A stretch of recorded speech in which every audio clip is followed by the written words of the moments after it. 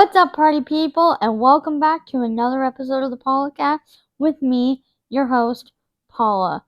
I'm ready as Freddy to get into this episode, so let's just get straight into it. Welcome to the Paulacast.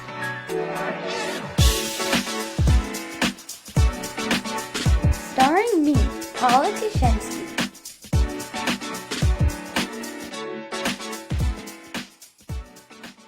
Alright, everybody, we're back. Thank you so much for joining the podcast.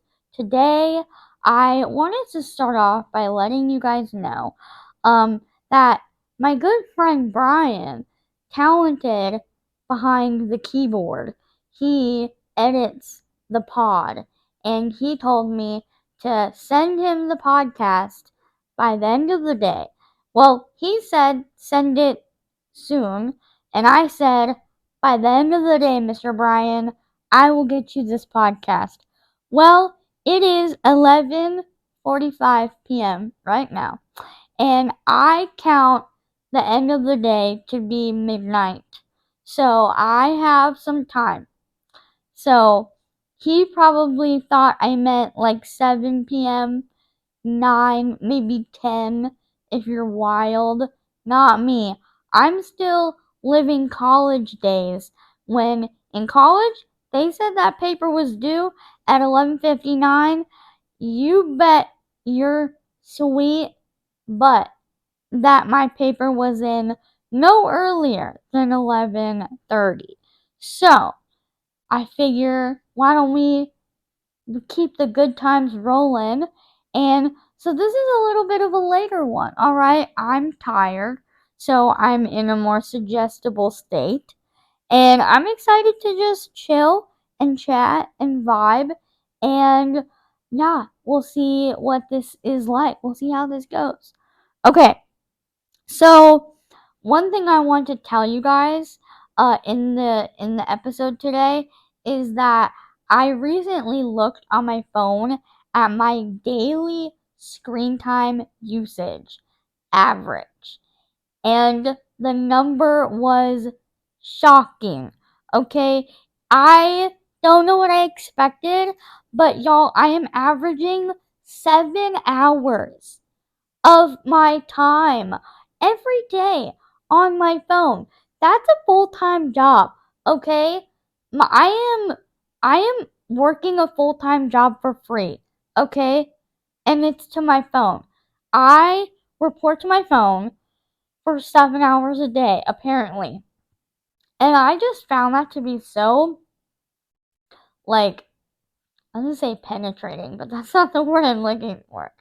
I just found that to be so crazy that I was that invested in my phone that I was like, no, I need to get a hold of myself, okay? So I'm on a screen time, like, I'm taking away my screen time for myself. So here are my screen time rules, and I'm going to share them with you because y'all check your own data or your own screen time usage. And maybe you're going to be like me and you're like, dang, I'm on my phone too much. I need to get a grip. I need to get my life together. And so these are the rules I'm using, and then you can use them if you want. Okay, number 1. My screen time limit is 3 hours. And let me tell you, that feels tough to fit all of my screen time in 3 hours. I've basically cut out any and all scrolling. I only really use my phone for like answering stuff on social media or answering a text message. I'm not just like hanging out on social media. And I do use my phone for like audio stuff, like music, podcasts, but that counts for screen time. So that kind of makes it tough. And also, I was watching another podcast and he talked about how London cab drivers, fun fact, London cab drivers, who don't use Google Maps have like, I guess like a better brain, like a juicier brain than the cab drivers that use that do use Google Maps. And so I was like, I don't want to be dumb. So I decided that my new goal is I can use Google Maps, but I'm going to map out the route before I leave. Like in the 1990s. You remember in the 1990s when I remember this because my parents would do it. You'd have to like go on MapQuest and like print out your map and like print out your like directions, and then you just had to like hold them up and then drive like that. I remember my parents having to do that. I remember there is no more tense time in our family than on a trip with my parents trying to go through physical paper MapQuest locations. It was very stressful. But where was I going with this? Right, okay. So, but I basically told myself, okay, if I'm going to use Google Maps, I can use it to see the little map, and I'm going to write down what I need to do, and then I'm going to use that instead. Because I need to learn how to get places. So, I made that rule for myself. So, I have like a 3 hour screen time limit. I'm trying to limit my Google Maps usage. And the other thing is I'm trying not to use my phone for visual entertainment. So like I said, YouTube shorts, those are starting to get me. I'm not looking at those anymore. YouTube in general, like I'm trying to, like I said, just get off of any screens that are unnecessary. So I've recently gotten into reading. So I have a book that I'm very obsessed with. It's called Chaos. Um I don't have the time to go through it right now because it's a pretty thick read. She thick. Okay? But I'd like to go through it at some point with you guys.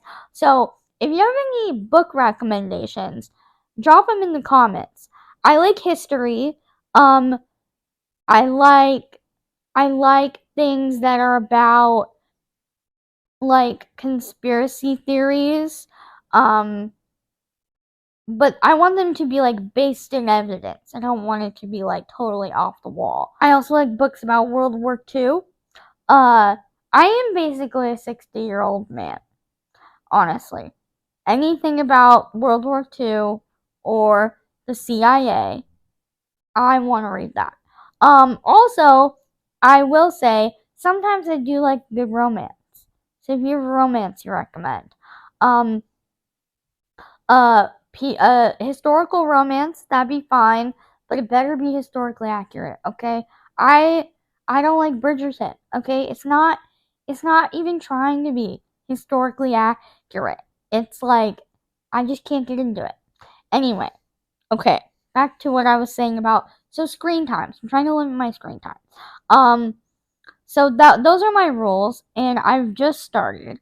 I will say the Google Maps thing is not going that good because it's a lot of work to write all this stuff down. And so I forgot. I forget about it. And so I just don't do it. But I need to start doing that. So those are my new rules that I'm gonna do. And honestly, I've already noticed some positive changes in my life. My phone battery lasts way longer. So I don't have to worry about a charger anymore. I mean, I still charge it like at night, but I don't have to worry about like bringing it with me somewhere. That's great. Um, I haven't noticed any significant improvements otherwise, but I just started this like yesterday. So I'll hit you back with some more concrete benefits. I will say like prior to cutting out a lot of screens, I don't know why, but my short term memory was like garbage. It got so bad. And so I thought, okay, maybe I do think screens are the reason because you're just trying to do everything so fast and then you're not really like thinking about what you're doing. So that's a goal of mine. I feel like I'm really talking with my hands tonight. I'm very passionate about it. Um, but yeah, so those are my rules. I'll give you guys an update. Next time I'll talk more about my book, but I have a different thing planned for us today. I have a fun story I wanted to tell you guys. But next time we'll talk about book. And also in general, like I would love to maybe on the podcast, maybe a separate video, do like a little book club series where I read a book and then I talk about it with you. So let me know if that's something you're interested in. Um, and yeah, so that's been that. I just started that. Wish me luck. Pray for me because I will say, like, I would openly tell people that I was addicted to my phone, and yeah, that's accurate. I am addicted to my phone. And so I'm trying to like make myself not addicted. The only thing that I'm scared of is because I'm addicted to my phone, I don't lose it. And if I become unaddicted, I fear I may leave it in a bathroom or like a grocery store or something. Because I set stuff down, okay? I I recently lost the fob to my apartment. I'm not gonna tell you where, but somewhere in the world I had it in my pocket and then it was not in my pocket anymore. So, I'll lose stuff, and it doesn't matter. I'll lose important stuff. Honestly, the more important, the better. Um, oh, one quick story. I wasn't planning on telling you guys this, but bonus story, about losing something.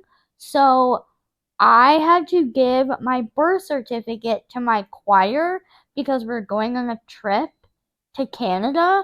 And so Canada was like, we need the certificate for your birth for you to be in Canada. And so I could bring it to school. And no one should ever have allowed me to do that. Brought it to school. I don't know what they did. I feel like I don't know if they like licked it or what they did, but they did something with it, and then they gave it back to me, and then I cannot remember if I brought it home, and like I remember they needed to check it, but I think you also had to bring it on the trip with you because you couldn't like cross the border without it because they were worried about like illegal immigration of middle schoolers into Canada, I guess, at the time.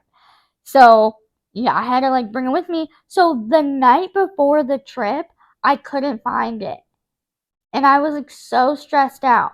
So then I found it. I was like crying at school with my mom. And my poor mom, she has been through this with me before. Not with the birth certificate, but crying about losing something in school. So anyway, I find it, we go on the trip, everything's jolly good, hunky dory. And then I remember my mom, like, I think she asked me for it. I thought I had given it back to her, but I guess, like, she said I didn't. Anyway, a while goes by. I truly thought I lost my own birth certificate, and I felt pretty guilty about it. Well, joke's on my mom because she was the one who had my birth certificate and she lost it and she felt so bad. And I was like, you blamed that on me. And the only reason you blamed it on me is because, historically speaking, it has always been my fault. So anyway, I won and I was so happy, one, to have my birth certificate because that's important. And then also, I got to be right. So then anytime after that, I would lose something.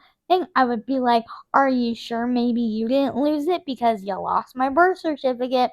And it was truly probably one of the best things that ever happened to me in my childhood because it vindicated me. From now on, I can just use the birth certificate story and you know, and I'm like, get out of jail free card. You think I lost something? Remember my birth certificate? You lost it. And just to be so for real with you guys, I've lost like hundreds of things, and I'm pretty sure that's the one thing my mom ever lost. And she technically never lost it. She had it. She just didn't know she had it. So, anyway, bonus for you guys.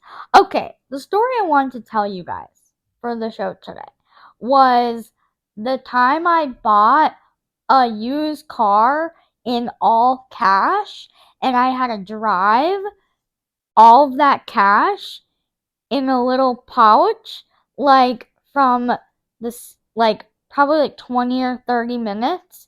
So for like 20 or 30 minutes of my life, I was carrying around like $16,000 in cash.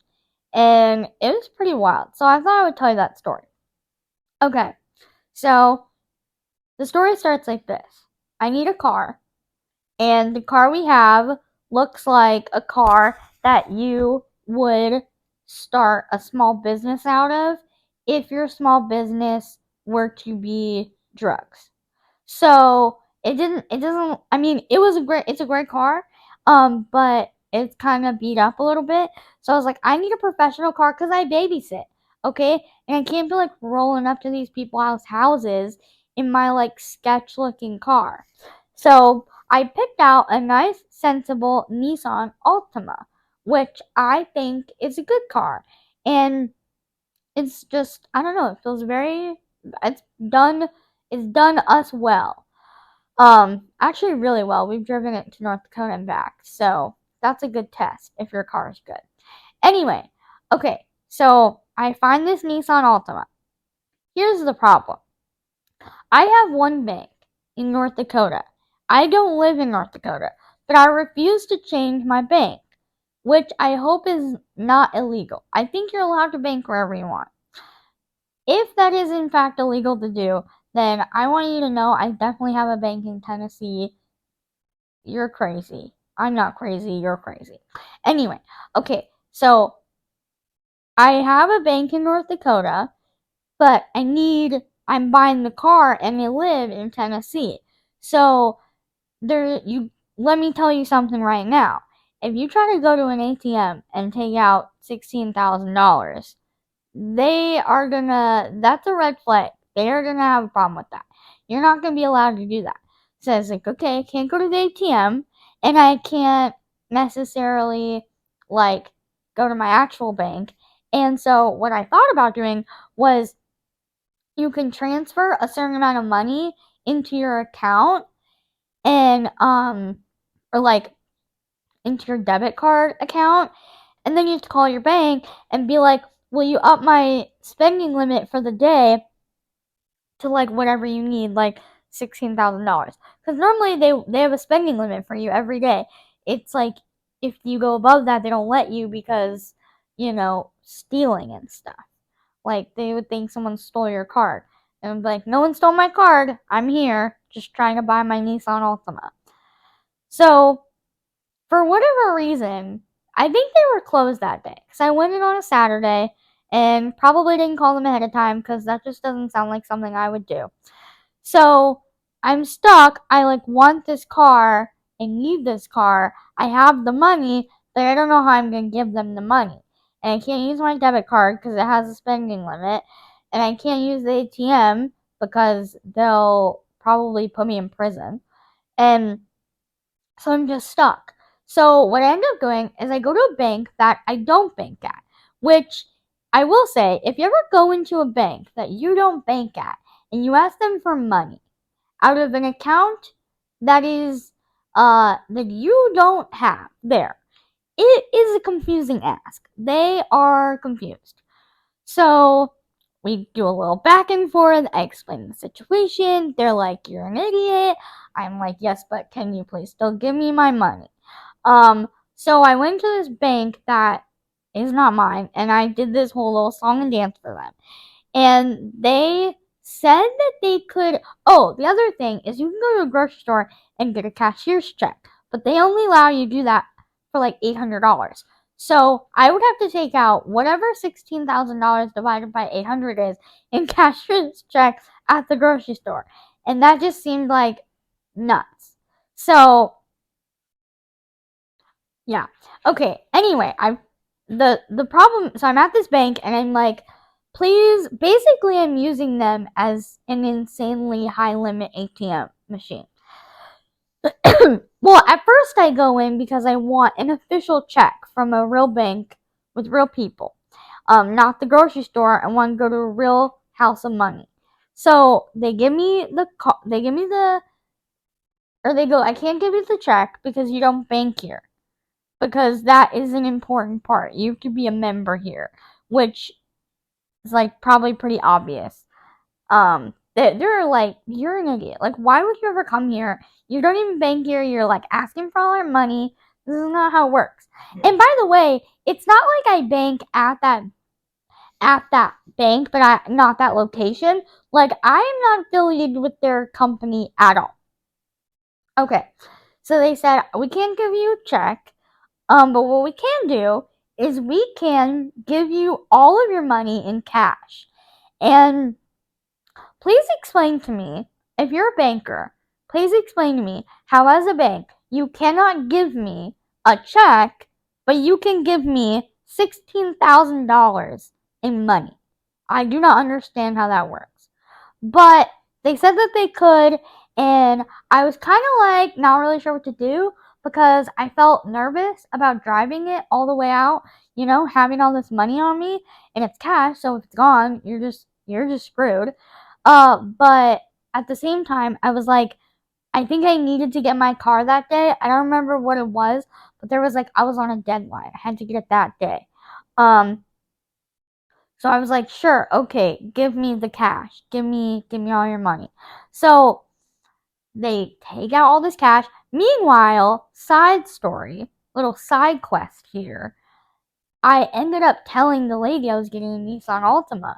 And she was like, no way, I got a Nissan Altima. And I was like, no way, do you love it? And she was like, no, actually, I don't love it. My transmission went out, like, immediately. And it's a whole big thing. And they recalled these transmissions, and certain cars have the problem. And I was like, I already signed for it. And I checked, okay? I tried to Google Nissan Altima problems. Like, I was trying to be on top of it. I called my dad. My dad's like a car guy. And so I called him and I was like, what do you think about this? Do you think this is a good idea? And he was like, I think it's fine. Like, you don't really know what you don't know. But I will say, my dad's good at fixing cars, but he's not up on like all the like hot car gossip. So he didn't know that specific transmission issue was a thing at the time. It was like recent. So anyway, we get in this whole conversation, and at this point, I'm like, great. I am paying $16,000 for a car that's gonna break in 30 seconds. This is awesome. But I was so excited about the car, and the dealership that I was at said they had a warranty, and there were certain things covered under the warranty. Can't remember if the transmission was covered. But I felt like I was excited. So they gave me this cash. I go in my car, and now I'm just sitting in my car alone with $16,000, and I'm freaking terrified. Like, I'm driving down the street, like, just like act normal, like, don't like, how do you, I was just I feel like I was just like sweating, and I feel like I looked like I was being held at gunpoint. Like, if someone saw me, they would probably call the police and be like, hey, I don't see him, but somebody's in there with her because she looks terrified right now. Um, so I drive it all the way out there, and I told him I don't know if I told him I was gonna pay in cash. No, I didn't, because I didn't know that I could pay in cash. You know when people say like you don't have to have a good memory if you're telling the truth? That's a lie, okay? Because this is all true, and I'm struggling over here to remember it. Granted, it is midnight. Okay, so anyway, I go there and I just hand them all of my money, and I'm like, here you go. And they were like, okay. And honestly, they didn't make that big of a deal out of it. I was thinking that they were going to be like, this is crazy. So before they like took it away from me, I like held it in my hands because I just wanted to feel like it would feel like. I didn't want to do it at the bank because I didn't want someone to see that and then follow me. So I waited until we got there, and I was like sprawled it all out, and I felt like I was in the mafia, and it was so cool. And then I gave them my money, and I walked out with my Nissan Altima, and I felt like the coolest girl in school. And they put a bunch of car air fresheners in this thing, You know what I'm talking about? Um, and it was awesome. And guess what? My transmission never broke. So, sorry to that girl at Chase that your transmission broke, but I'm thriving. And that is the story of the time that I accidentally had to pay for my car in all cash. Okay, so I think that's the episode. We're kind of keeping them short and sweet, okay? I think I'm just gonna kind of just tell some stories on here and keep you up to date. Next podcast, I have some really exciting comedy news, okay? It's gonna be really, really exciting. Level 10 exciting. So stay tuned for that. And thank you guys so much for watching. Please like it and subscribe and comment. And yeah, we'll see you next week.